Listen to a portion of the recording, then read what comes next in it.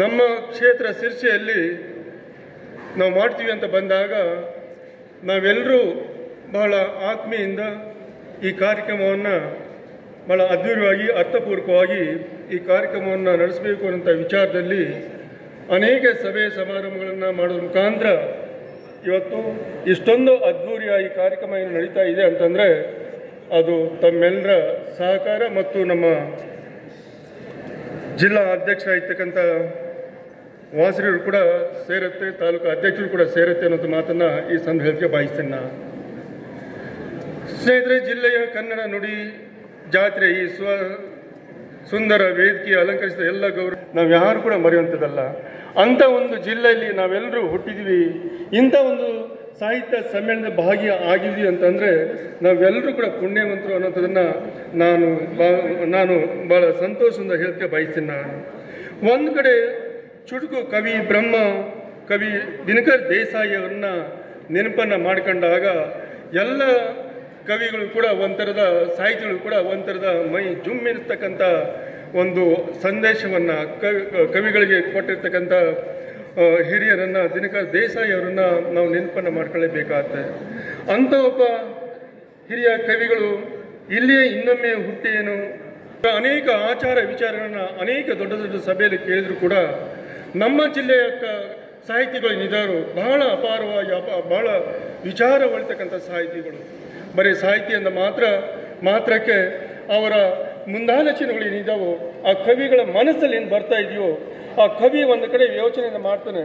ಆ ಕವಿ ಒಂದು ಕಡೆ ಯೋಚನೆಯನ್ನು ಮಾಡುವಾಗ ಚಿಂತನೆಯನ್ನು ಮಾಡುವಾಗ ಅವನ ಹಲವಾರು ವಿಚಾರಗಳು ಅವನ ಮನಸ್ಸಲ್ಲಿ ಬರ್ತಕ್ಕಂಥ ಸಂದರ್ಭದಲ್ಲಿ ಆ ಬಿಳಿಯ ಹಾಳೆ ಮೇಲೆ ಅವನ ಕವಿತೆ ಅವನ ಅಕ್ಷರಗಳು ಏನು ಮೂಡಿ ಬರ್ತಾ ಇದೆಯೋ ಆ ಕವಿಗಳ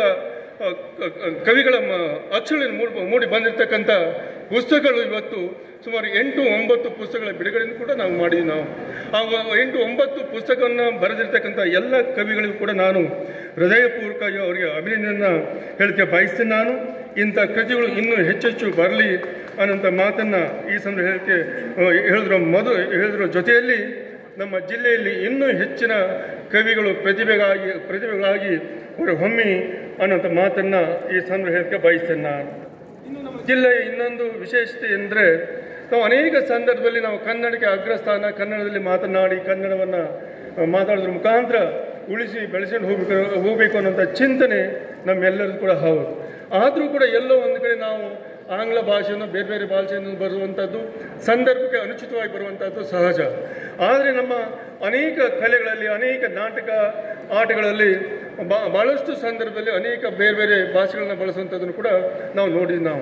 ಆದರೆ ನಮ್ಮ ಜಿಲ್ಲೆಯ ವಿಶೇಷ ಎಂದರೆ ನಮ್ಮ ಯಕ್ಷಗಾನದಲ್ಲಿ ಬಳಸುವ ಇಂಗ್ಲೀಷ್ ಭಾಷೆಯನ್ನು ಇಂಗ್ಲೀಷ್ ರಹಿತ ಆಗ್ತಕ್ಕಂಥ ಏನಾದರೂ ಯಕ್ಷಗಾನವನ್ನು ನಾವು ನೋಡ್ತಾ ಇದ್ದೀವಿ. ನಾವು ಈ ಯಕ್ಷಗಾನ ಅನ್ನುವಂಥದ್ದು ಕನ್ನಡದ ಹೆಮ್ಮೆಯ ಕಲೆ ಆಗಿರುವಂಥದ್ದು.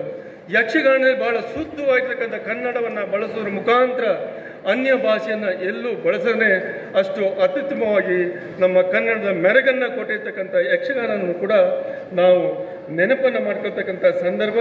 ಈಗ ಅನೇಕ ಯಕ್ಷಗಾನ ತಾಲೀಮಲ್ಲಿ ಮುಂತಾದ ನಿರಂತರವಾದ ಕನ್ನಡದ ಉಳಿವಿಗಾಗಿ ಅನೇಕ ಕಾರ್ಯಕ್ರಮಗಳನ್ನು ಕೊಡ್ತಕ್ಕಂಥ ಕಾರ್ಯಕ್ರಮಗಳು ಕೂಡ ನಾವು ನೋಡ್ತಾ ಇದ್ದೇವೆ. ಹೀಗೆ ಅನೇಕ ರೀತಿಯಲ್ಲಿ ನೋಡಿದಾಗ ಅನೇಕರ ಸಾಹಿತಿಗಳ ಸಾಲಿನಲ್ಲಿ ಬರ್ತಕ್ಕಂಥ ನಮ್ಮ ಜಿಲ್ಲೆಯಲ್ಲಿ ಹುಟ್ಟಿರ್ತಕ್ಕಂಥ ಗೌರೀಶ್ ಕಾಯ್ಕಿಣಿ ಅಂತ